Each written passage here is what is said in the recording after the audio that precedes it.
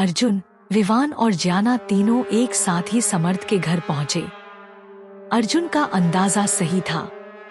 समर्थ की तबीयत इस हद तक बिगड़ी हुई थी कि ना वह आज जिम गया, ना होटल और ना ही अपने दोस्तों में से किसी से बातचीत की, और आज तक ऐसा कभी नहीं हुआ था।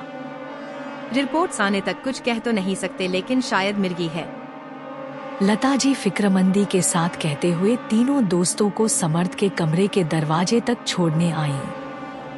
हम तो खुद ही परेशान हैं। रोज जिम जाता है, पूजा पाठ करता है, लेकिन आज तो बिना नहाए धोए पड़ा है, ना कुछ खाया ना पिया। उन्होंने अर्जुन की ओर देखा, जिस पर सभी दोस्तों के माता पिता सबसे ज्यादा भरोसा करते हैं। उधर अर्जुन खुद ही काफी उलझा सा दिख रहा है। कभी तुम लोगों को ऐसा कुछ लगा? तीनों के सिर एक साथ नामे हिल गए। जाओ मिल लो, मैं तुम सब के लिए चाय भिजवाती हूँ। जैसा कि लताजी ने कहा ही था, वह सो ही रहा है। उसे देखकर इन तीनों को कुछ अजीब लगा। बचपन से ये चारों एक दूसरे को जगाते आ रहे हैं, और समर्थ ही क्या, इनमें से कोई भी इस तरह नहीं सोया होगा।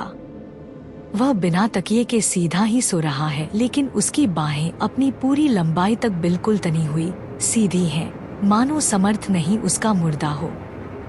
सांसें भी चलती नहीं दिख रही। उसके आसपास से अजीब सी महक आ रही है और होठों के कोने से लार रिस रही है। समर्थ, ज्याना ने संशय भरी आवाज दी।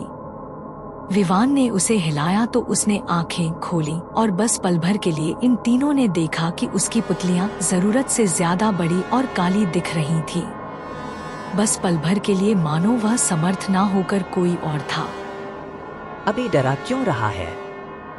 विवान के साथ ज्याना और अर्जुन भी चौंक कर पीछे हो गए। तुम लोग कब आए? वह उठकर बैठ गया। तेरी तबीयत कैसी है? ज्याना उसके पतियाने बैठ गई और तौलिए से उसका मुंह साफ किया। पानी देना। ज्याना ने तुरंत पास के मेज से उठाकर पानी की बोतल उसे थमा दी। वह पूरी ही एक बार में निगल गया। बस कुछ अच्छा सा नहीं लग रहा है, मन बहुत भारी सा है, पूरे बदन की नसें जैसे खिंच रही हैं, और थकन, नींद। वह अपनी खाली आंखों से छत को तकने लगा, अपने हाथों को सामने फैलाकर देखते हुए। जैसे यहाँ हूँ ही नहीं, जैसे ये मेरा शरीर नहीं है, मेरे हाथ पैर नहीं है। उसकी बात पर अव्वल तो सब खामोश हो गए, फिर कुछ सोचकर अर्जुन ने उसके हाथ पर अपना हाथ रखा। नहीं मेरे लाल, तू यही है और ये तेरे ही हाथ पैर हैं। शाम को मेरे साथ जिम चल, महसूस भी होने लगेगा। कहते हुए अर्जुन कुछ देखकर चुप हो गया। शायद समर्थ पलके नहीं झपका रहा है या कम झपका रहा है। इसके बाद वाकई समर्थ जैसे वहां नहीं था। वह आराम से लेट गया। उसकी आंखें खुली रहीं, लेकिन वह सिवाय छत के और कुछ नहीं तक रहा था। 5-10 मिनट तक विवान, ज्याना और अर्जुन उसके साथ ही रहे, लेकिन उसने फिर कुछ कहा नहीं। यहाँ तक कि उसने किसी की तरफ देखा भी नहीं। उसे जैसे फर्क ही नहीं पड़ रहा था कि ये तीनों उससे मिलने आए हैं, और ये बात अर्जुन को बेहद अजीब लगी। एक बार वर्धन के साथ वह एक ऐसे केस पर गया था, जहां एक औरत कुछ ऐसा ही बर्ताव कर रही थी। पता नहीं क्यों, लेकिन समर्थ की हालत देखकर अर्जुन को बार बार वही औरत याद आ रही है। अचानक मोबाइल की आवाज से अर्जुन चौंका। ये कॉल एक सर्विस सेंटर से थी। मैं चलता हूँ। सर्विस सेंटर से कॉल है, शायद कैमरा ठीक हो गया होगा। वह खड़ा हो गया।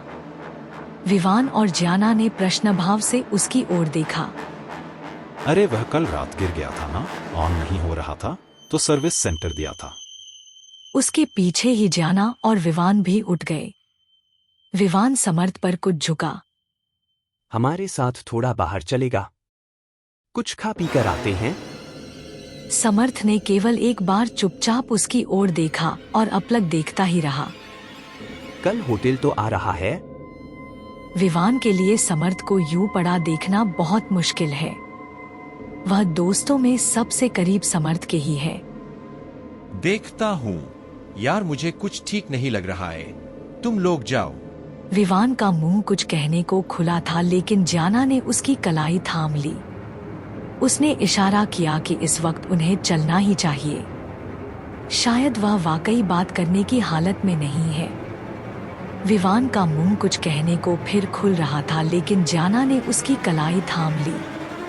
उसने इशारा किया कि इस वक्त उन्हें चलना ही चाहिए। शायद वह वाकई बात करने की हालत में नहीं है।